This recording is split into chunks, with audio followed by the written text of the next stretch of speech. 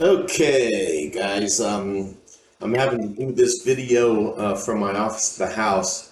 I will be here on Tuesday, but on Monday, well, as far as I know, I'm going to be here on Tuesday, or be at school on Tuesday, but I have to take Monday off, and so I'm recording this from my house on on Sunday, and so.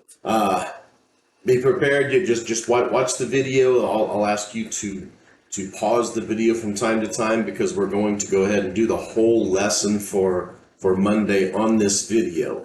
So you'll be doing the bell ringer, but whenever you start the class, you should always do the bell ringer first. Go to Schoology and do the bell ringer first, and then what we're going to do is I pulled up I left the book at school, and so I pulled up a copy of the book from this website, and it was enough so I can get two chapters read.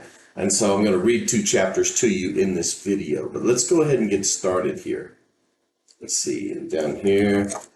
Okay, so right now, go ahead and pause the video and complete the bell ringer. You can come back to the video as soon as you've completed the bell ringer.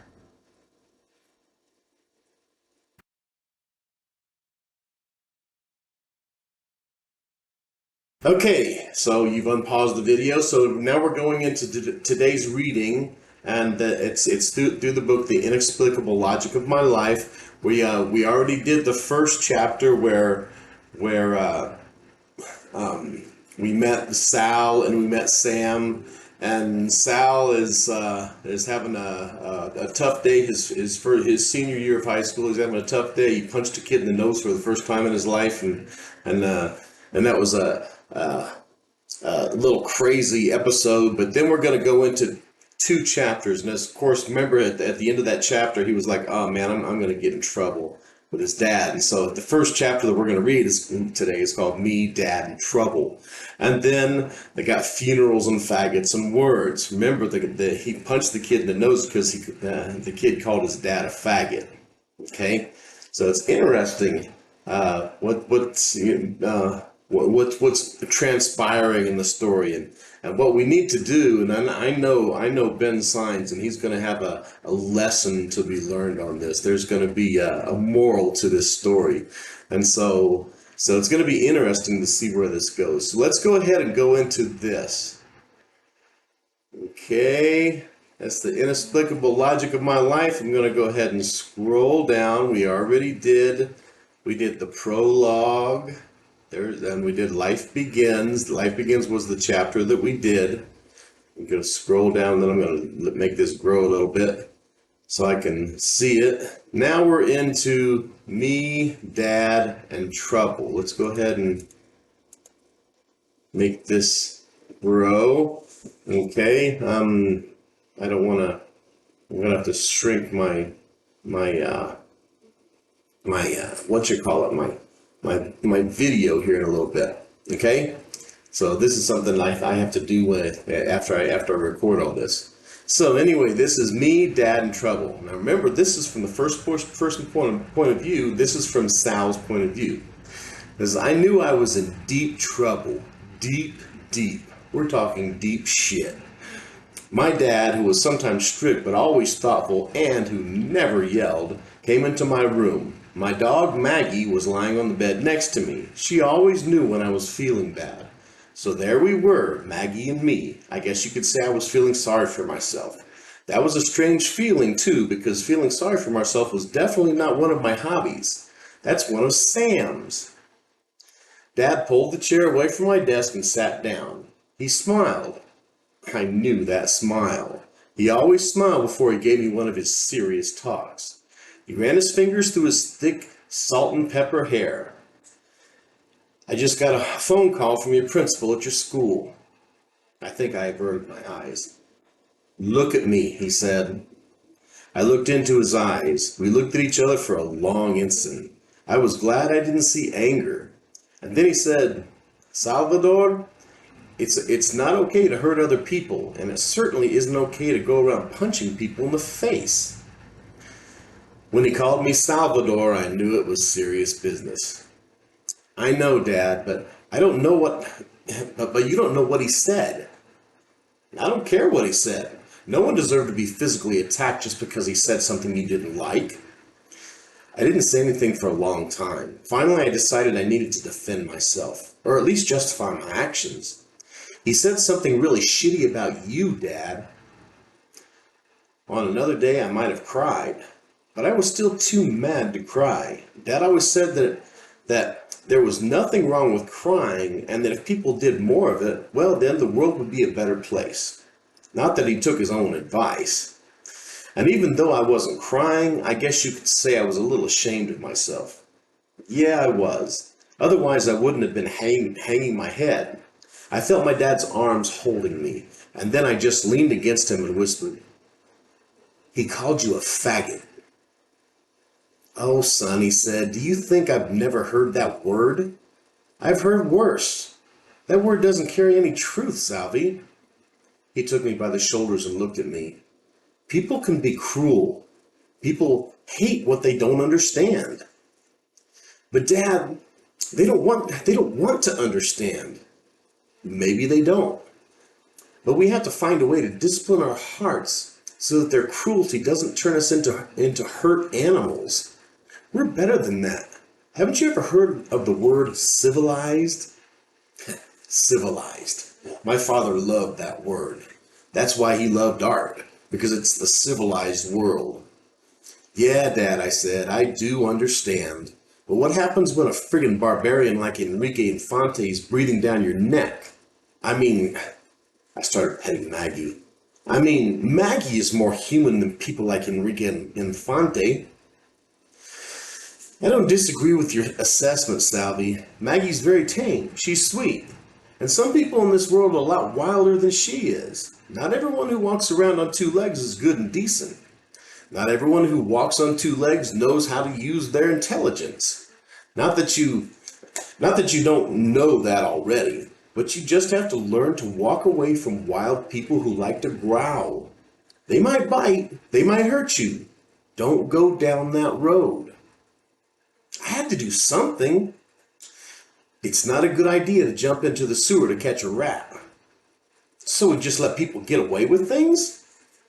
What exactly was Enrique getting away with? What did he take? He called you a faggot, Dad. You can't just let people take away your dignity. He didn't take away my dignity. He didn't take away yours either, Salvi. You really think a punch to the nose changed a damn thing? No one gets to call you names. Not when I'm around. And then I felt the tears falling down my face. The thing about tears is that they can be as quiet as a cloud floating across the desert sky. The other thing about tears is that they kind of made my heart hurt. Ouch. I'm looking for my other glasses here, and they're not here. I'm going to have to deal with these. Oh well, we'll deal with it. Okay, sweet boy, he whispered. You're loyal and you're sweet. My dad always called me sweet boy. Sometimes when he called me that, it really pissed me off. Because one, I wasn't half as sweet as he thought I was. And two, what normal boy wants to think of himself as sweet? Maybe I was going for normal. When Dad left the room, Maggie followed him out the door. I guess Maggie thought I was going to be all right. I lay on the floor for a long time. I thought of hummingbirds. I thought of the Spanish word for them, colibris. Colibris? Colibris. I'll get it. I remember that Sam had told me that the hummingbird was the Aztec god of war.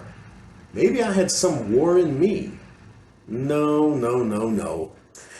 It was just one of those things. It wasn't like it was ever going to happen again. I wasn't the punching other guys out kind of guy. I wasn't that guy. I don't know how long I lay on the floor that evening. I didn't show up in the kitchen for dinner. I heard my father and Maggie walk into my darkened room. Maggie jumped on my bed and my father turned on the light. He had a book in his hand. He smiled at me and placed his hand on my cheek, just as he'd done when I was a boy. He read to me that night my favorite passage from The Little Prince, about the fox and the little prince, and about taming. I think if someone else had raised me, I might have been a wild and angry boy. Maybe if I'd been raised by the man whose genes I had, maybe if I'd been raised by the man whose genes I had, so he's adopted. Maybe I'd be a completely different guy. Yeah, the guy whose genes I had. I hadn't even ever really thought about that guy. Not really. Oh, well, maybe a little. See, on this paragraph, you can have an example of inferencing. It's like you read this, and it doesn't say that he's adopted. It just infers it. It infers he's adopted. So maybe if I'd been raised by the man whose genes I had, that's an inference. It's an inference, and it's inferring to him being adopted. But my father, the man who was in the room and had turned on the light, he raised me. He tamed me with all the love that lived inside of him.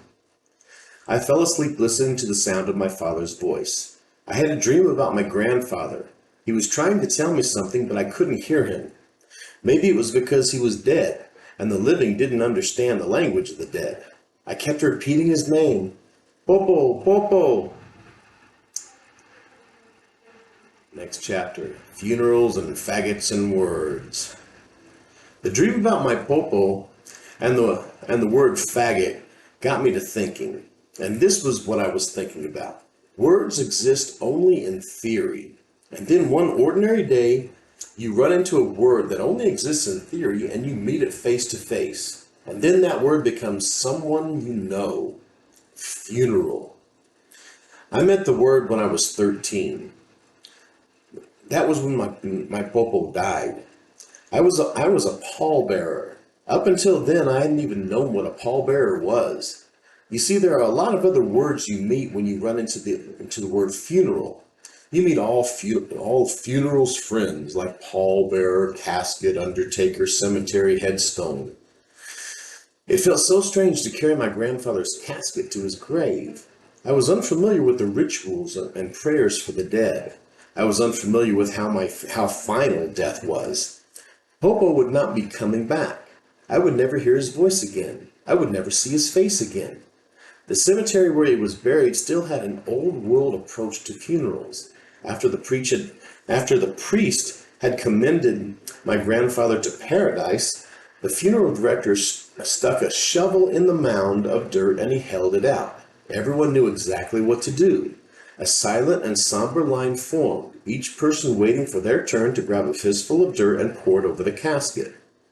Maybe it was a Mexican thing. I didn't really know. I remember my Uncle Mickey gently taking the shovel out of the funeral director's hands. He was my father, he said. I remember walking up to the shovel and taking a fistful of dirt and looking into my Uncle Mickey's eyes. He nodded. I still see myself throwing the dirt and watching it hit Popo's casket. I see myself burying my face in Aunt Evie's arms. I see myself as I look up and saw As I looked up and saw Mimi sobbing into my dad's shoulder. And I remember one other thing about me Popo's funeral. A man standing outside smoking a cigarette was talking to another man, and he said, "The world doesn't give a damn about people like us. We work all our lives and then we die. We don't matter." He was really angry. Juan was a good man. Juan, that was me Popo. I can still hear that man's anger. I didn't understand what he was trying to say. I asked my father, "Who are people like us, and why did he say that we don't matter?" My dad said, "Everybody matters." He said Popo was a good man. Popo was a very good man. A very good and flawed man. Did the two of you talk? I mean, like you and I talk? No, he wasn't like that. I was close to him in my own way, Salvador. I was so curious at 13, but I didn't understand much. I took words in and even remembered them, but I don't think I understood anything. And people like us? Did he mean Mexicans, Dad? I think he meant poor people, Salvi. I wanted to believe him, but even though I didn't understand anything at 13, I already knew there were people in the world who hated Mexicans, even Mexicans who weren't poor. I didn't need my father to tell me that. And I also knew by then that there were people in the world who hated my father, hated him because he was gay. And to those people, well, my father didn't matter. He didn't matter at all, but he mattered to me. Words exist only in theory. And then one ordinary day you run into a word that exists only in theory. And you meet it face to face. And then that word becomes someone you know. That word becomes someone you hate. And you take that word with you wherever you go. And you can't pretend it isn't there. Funeral. Faggot. So that's the end. We'll get to Dad, Sam, and me next time. Okay, I'm going to come back to, let me come back down here. I can't find my way down here to the other. I'll find it down here. Here we are. Now we're back to our presentation. Okay, and so right now, what I want you to do is pause the video and go to our Schoology page and complete the reading reflection. The reading reflection based on this this reading. Now, reading today, we found out that when Enrique Infante called his dad a faggot, it was just a derogatory term for someone who's gay, and his dad is gay. And so you know that Ben Symes has got a message to give on this, and so it's going to be quite an interesting story. So why don't you go ahead and pause the video right now, and then we'll move on to the lesson. Okay, so pause the video.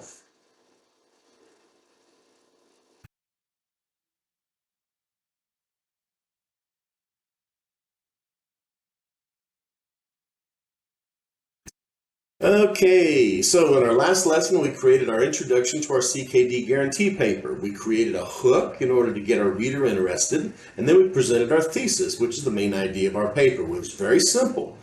Okay, and I was telling you guys, if you really didn't understand it, you can just write it word for word. What we're doing right now in the beginning of the year is we're modeling an essay. We're modeling it for you. I don't want you to think that you have to get all of this exactly right. I want you to get the basics down. Once we get the basics down, we can build upon those. And some of you guys got this, I know. Some of you guys understand this, but many of you don't. I've seen how you write. Many of you do not understand this. And even though if you do understand it, it's good to review this every single year. Okay, so what we're going to do now, we already got our thesis, we got the main idea, we got the introduction down. Now we're going into our first body paragraph. We're going to create that. Okay, so here's the big question. Do you remember how many topics there are in a paragraph? Got it? Just one. There's only one topic per paragraph. That's why our body paragraphs have a topic sentence. It's the topic sentence and then all the support for that topic.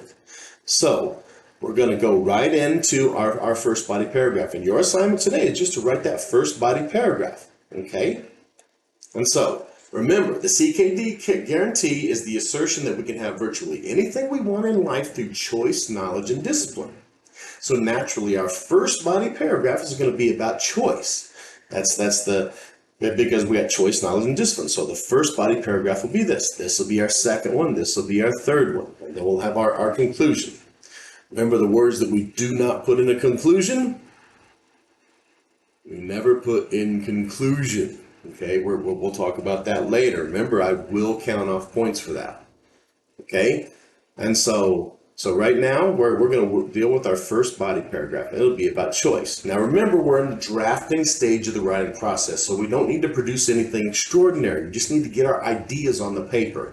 So our topic sentence for this paragraph can be very simple. It doesn't have to be profound. So here's a topic sentence. The CKD guarantee begins with choice. Boom, that's it. That's the topic of the paragraph. So just write that down. The CKD guarantee begins with choice. Okay? And so you might want to write this down. Of course, you got the video. You can go through this and you can pause it. And so when you do your paper, you can just redo the video and just pause it at these different places And remember, like I said, if you don't really get it, then just write it word for word, because we want to model this is how an essay is done. Now we have our first topic sentence. The CKD guarantee begins with choice. Okay, now that we have the topic of our paragraph, we have to develop it. Okay, so we do this by asking it questions. For example, why is choice important? So you look at it. Remember when we did our pre-writing, we talked about each point. Choice, knowledge, and discipline. Why is each one important? And so what that did is it got you going to get you started on those body paragraphs. We're going to develop a little further than that, though. But this is an example. Why is choice important? We might answer and say, because it is vital to our happiness and fulfillment. So we would write something like this. The CKD guarantee begins with choice. Making the right choices in life is vitally important to our happiness and fulfillment. Boom. So whenever you're developing your thought, remember I was telling you writing is thinking on the page. To develop your thought, you question things. You question, and then you question the answers to your questions. You question something, you get an answer, and then you question that answer. Okay, here's our answer because it is vital to our happiness and fulfillment. Okay, so the next thing we do, we would question this. Well, why is that important? How is that important? What's an example of how that's important? So you just ask this a question and then you give an answer for it. Okay, and so we're going to ask our question. We're going to question our answer again. This is why it's important to. Why is it important to our happiness? What is a wrong choice? We might even go that route. Okay? So this is a possible answer. If you are true to yourself, you will make the right choice. You will not be moved by what others say, but by what you truly want deep within your heart. That's the key to fulfillment. So your rough draft for the paragraph could look something like this. The CKD guarantee begins with choice. Making the right choices in life is vitally important to our happiness and fulfillment. If you are true to yourself, you will make the right choice. You do not need to be moved by what others say, but by what you truly want deep in your heart. That is the key to fulfillment. Okay? And so notice that there's only one topic in the paragraph. This paragraph is about this. This is your topic sentence. There's only one topic, and all of these are talking about the choice. All of your support is talking about choice. That's the key to paragraph writing. Remember, you have one topic per paragraph, and then you develop the paragraph. Okay? You ask good questions. Well, why is it important? Well, making the right choices is vitally important to happiness and fulfillment. Why is that important? Well, if you're true to yourself, you can make the right choice. And you won't be moved by what others say. You can even look at that making the right choice and say, well, what's the wrong choice? Well, you don't want to be moved by what others say, and so you might say something. Well, you go by what you really want deep within your heart. Okay, that's the key to fulfillment. Okay, and so each time you get your answer, you question it, and then you question the answer to your questions, and that's how you develop thinking. That's how thoughts are formed. And so writing is just thinking on the page. We're going to go over this more and more as we go along. Okay? Now, I don't have the lesson or the assignment on there, but just go to Schoology right now and you can put in your first body paragraph. There's an assignment on Schoology. Okay? That's it. Go to Schoology, and that's it for the day. I will see you on Wednesday. Okay? You guys take care.